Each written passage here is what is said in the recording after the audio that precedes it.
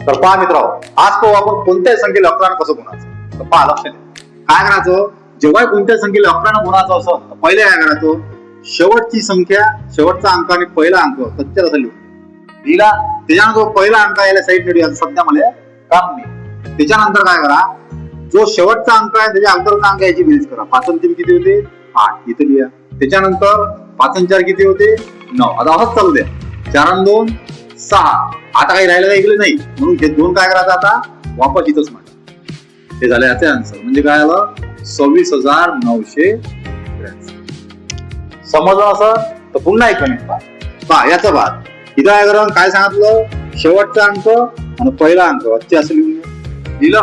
त्याच्यानंतर प्रत्येक अंकाची बेरीज करा. 8 आणि 3 11, 11शी 1, हातचा आला 1, तो समोर द्या. एक हातचा आला, तो समोर कॅरी याच्या वरचा गेला, हातचा गेला.